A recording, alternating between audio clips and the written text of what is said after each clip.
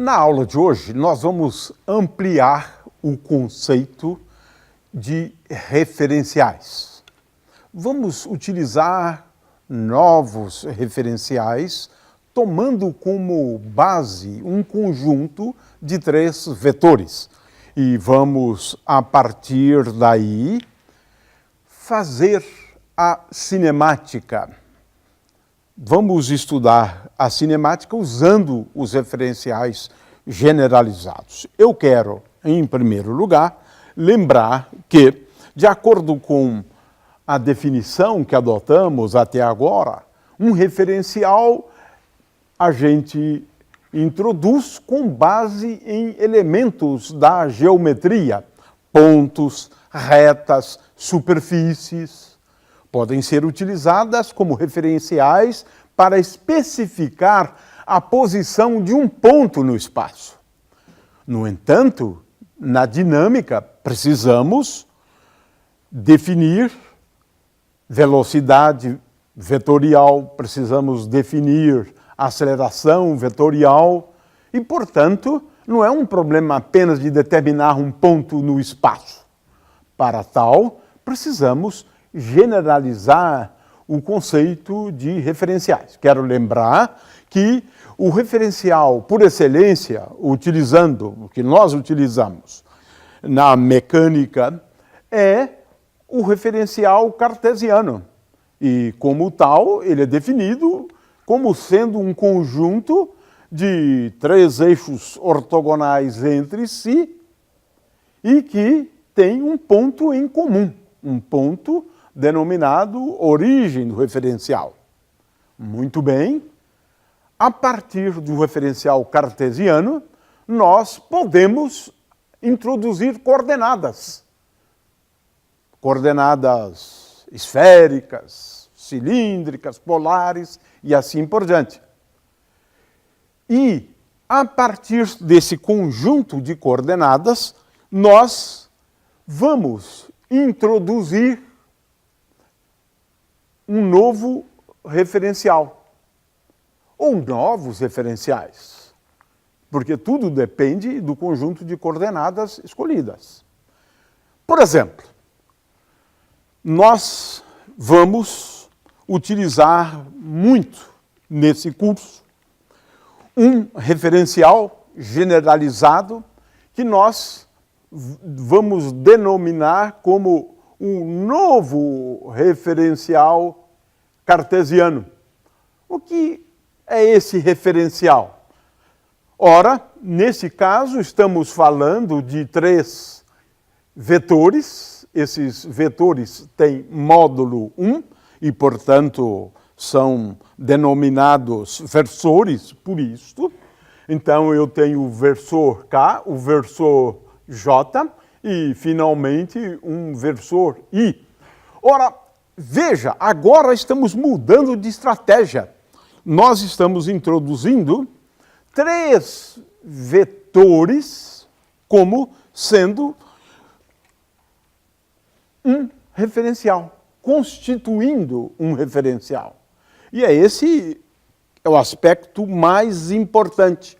Ou seja, nós substituímos os 3 eixos por 3 vetores, na verdade, versores. Vetores ortogonais também entre si e de módulo 1. Muitas vezes, em função do conjunto de coordenadas que a gente escolhe, a gente introduz outros conjuntos de vetores. De forma que o que a gente faz é mudar de estratégia.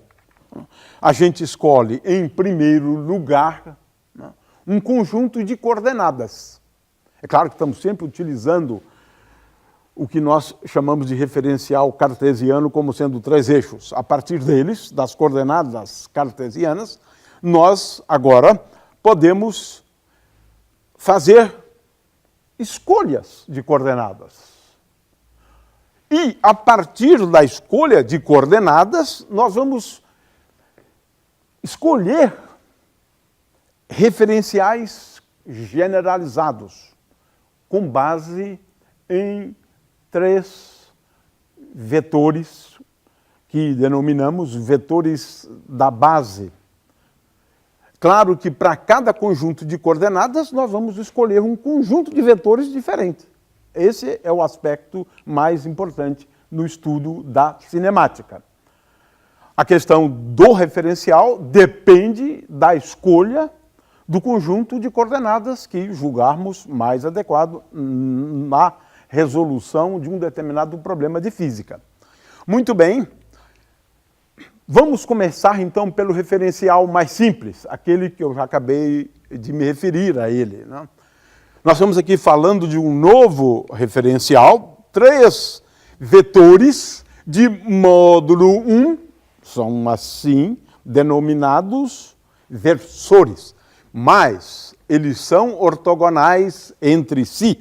Eu quero lembrar que 2 vetores são ortogonais se, por exemplo, este vetor I, escalar J, for igual a 0. De forma que, para indicar que eles são ortogonais, nós escrevemos I escalar J igual a 0, J escalar K é igual a 0, e, finalmente, I escalar K igual a 0. Esses versores são ortogonais entre si. Essa é uma propriedade, uma característica desses versores. Definido, então, o referencial cartesiano generalizado, essa é uma questão extremamente importante, nós agora podemos definir ou escrever um vetor qualquer como sendo uma combinação linear destes vetores da base, de forma que um vetor qualquer, V, ele pode ser escrito como uma combinação linear destes vetores da base. Ou seja, nós escrevemos para um vetor qualquer, e isto é essencial, um vetor qualquer, V, como sendo igual a Vx vezes I, mais Vy vezes J, mais Vz vezes K. Vz vezes K. Ora, denominamos Vx como uma componente x do vetor V. Ora, o que acontece é que, tomando o produto escalar de V com I e levando em conta estas condições de ortogonalidade entre os vetores da base, fica claro que Vx é igual a produto escalar de V pelo vetor I.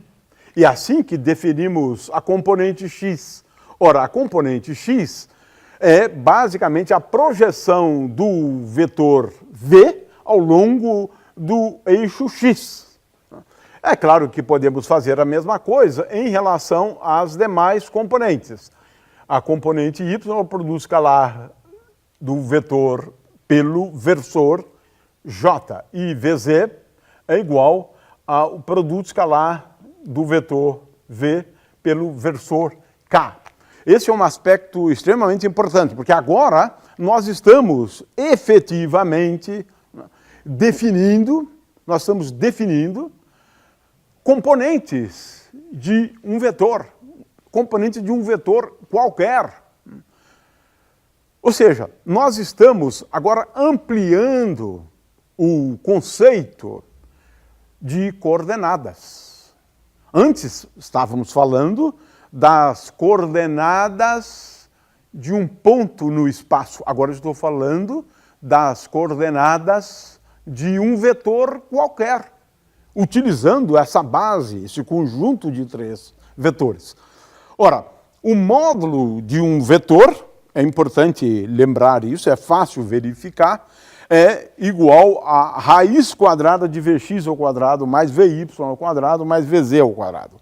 Essa é uma questão importante e vamos começar ilustrando o vetor posição. Ora, O vetor posição, agora eu escrevo assim, utilizando essa base de vetores, né? R é igual a xi mais yj mais zk e, portanto, as coordenadas x, y, z nada mais são do que as componentes do vetor posição. De forma que x é a componente x do vetor R. É o produto escalar de R por I. E a mesma coisa em relação às demais. Ou seja, temos aqui uma maneira formal de indicar a posição de um ponto no espaço utilizando o conceito de vetores. E para isso eu faço uso, então, dessa base de vetores. Ora, é muito interessante, muito fácil trabalhar agora com esse referencial generalizado. Por quê? Se eu tenho dois vetores, V1 e V2, e é importante entender isso, eu tenho, então, dois vetores, V1 e V2, com componentes V1x, V1y, V1z, V2x, V2y, V2z. Se eu quiser somar os vetores, a coisa fica trivial, porque é uma operação bem simples. Eu somo e coloco em evidência o vetor I, o vetor J e o vetor K. Portanto, veja só como é fácil a gente somar vetores agora. A soma de dois vetores é o vetor resultante e ele é tal que suas componentes são as somas das componentes. Se eu estiver falando da subtração de dois vetores, então eu tenho aqui um caso onde o sinal é menos, porque eu estou falando da subtração de dois vetores. Ou seja, operacionalmente, tudo fica mais fácil quando eu faço uso desse referencial generalizado. Por exemplo, o produto por uma escalar. Eu quero efetuar o produto de um vetor por um número, eu simplesmente multiplico esse vetor por esse número. E, consequentemente, o resultado é que a componente do novo vetor resultante é igual ao produto do escalar pelas componentes. De forma que é muito fácil operar, né, desse jeito. O produto escalar, por exemplo, de dois vetores, nada mais é do que a soma dos produtos das componentes. Ou seja, temos aqui uma forma de operar com vetores relativamente simples.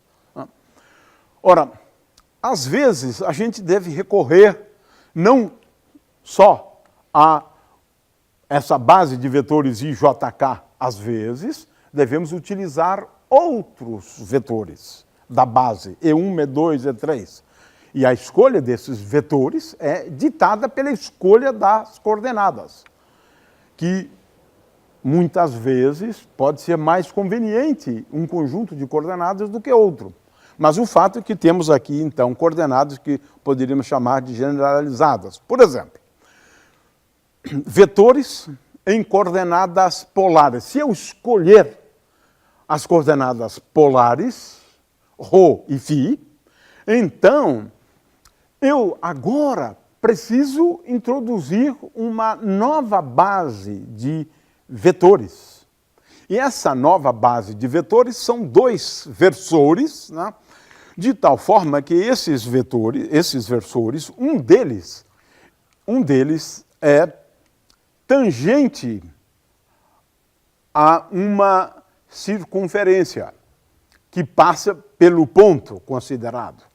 E o outro, ele é um versor que tem sempre a direção radial, saindo, digamos, do centro. São esses dois versores que a gente usa. De forma que um vetor V, ele vai ser escrito agora como uma combinação desses dois versores. E esses dois versores, eles podem ser escritos em termos dos versores I e J já definidos dessa forma. Ou seja, quando nós trabalhamos com coordenadas polares, nós precisamos tomar todo o cuidado. Porque a gente precisa também escolher um novo referencial generalizado. Muito bem, vamos agora a introduzir o conceito de velocidade vetorial. Sim. Neste caso, o que é importante que se entenda é o seguinte. Vamos então começar com a velocidade vetorial média. Ora, quando temos um objeto qualquer em movimento, num determinado instante de tempo, o vetor posição é tal que R assume um determinado valor para aquele instante. Então, se no instante de tempo t o vetor posição é R de t, como consequência do movimento, no instante de tempo subsequente, t mais ΔT, o vetor posição é R de t mais ΔT. ΔT. Ora, temos agora condições, né, de definir a velocidade vetorial média. A velocidade vetorial média, e vamos indicar assim, né, V, velocidade vetorial média, vou colocar uma barra em cima para indicar velocidade vetorial média, ela é dada pela diferença entre os vetores de posição. A esse vetor damos o nome de vetor deslocamento, né? De forma que a velocidade vetorial média é definida, por definição, talvez seja melhor indicar assim, é igual a R de t mais ΔT menos R de t dividido por ΔT, pelo intervalo de tempo. De forma que essa é uma definição, né? Essa é uma definição de velocidade média, mas agora estou utilizando grandezas vetoriais, de forma que essa velocidade média aqui é uma grandeza vetorial, por definição, né? Ora, em primeiro lugar, quem é R de t mais ΔT menos R de t? Estamos falando aqui do vetor deslocamento, o vetor deslocamento, né, que poderíamos chamar de ΔR. Ora, quem é o vetor deslocamento? É fácil perceber que o vetor deslocamento é este vetor aqui. Esse é o vetor ΔR. Por quê? Ora, é simples. R mais ΔR é igual a R de t mais ΔT. Portanto, esse é o vetor deslocamento. Durante um certo intervalo de tempo, a partícula se deslocou e, consequentemente, eu tenho um vetor deslocamento associado àquele intervalo de tempo. Ora, estamos agora, portanto, em condições de definir velocidade vetorial instantânea. Ora, como é que eu defino a velocidade vetorial instantânea? E esse é o conceito relevante do ponto de vista da cinemática, né? Então, a velocidade vetorial instantânea, isso não depende de forma alguma da escolha de coordenadas e nem tampouco dos vetores generalizados. A velocidade ela é sempre definida a partir de um processo limite. Ou seja, a velocidade é considerada como sendo o limite quando ΔT tende a zero de R de t mais ΔT menos R de t dividido por ΔT. Ora, isso define o conceito de derivada de uma função, aqui no caso é uma função vetorial de uma variável. Consequentemente, o que nós estamos aqui escrevendo é que a velocidade como função do tempo é igual à derivada do vetor posição como função do tempo. Ora, como é que eu efetuo isso? Essa é uma definição, então, de velocidade vetorial instantânea. Como é que eu efetuo isso? Vamos começar pelo caso em que eu esteja fazendo uso do referencial generalizado, referencial cartesiano. Ora, neste caso, R se escreve como sendo igual a xi mais yj mais zk. Consequentemente, como I, J e K são vetores constantes, é fácil verificar que a velocidade é tal que V de t é igual a dx dt e, estou derivando com respeito ao tempo, cada coordenada, mais dy dt, j, mais dz dt k. Isso significa que a componente x do vetor velocidade instantânea, ou simplesmente velocidade, é igual a dx dt. Isto quando eu faço uso das coordenadas cartesianas. Se eu usar um outro conjunto de coordenadas, essa expressão aqui é diferente. Vy igual a dy dt e, finalmente, vz é igual a dz dt. Esse é o caso mais simples, onde eu faço uso, onde eu estou fazendo uso de coordenadas cartesianas. Mas nem sempre a vida é tão simples assim. Estamos aqui apenas repetindo o que dissemos e justificamos, né? Muitas vezes eu faço uso de coordenadas polares. Ora, nesse caso, o vetor posição se escreve de uma forma relativamente simples, como sendo igual a ρ vezes o versor e índice ρ. A velocidade, ela continua sendo definida como a taxa de variação instantânea do vetor posição. No entanto, agora eu tenho que derivar tanto o ρ como coordenada, como o versor e índice ρ.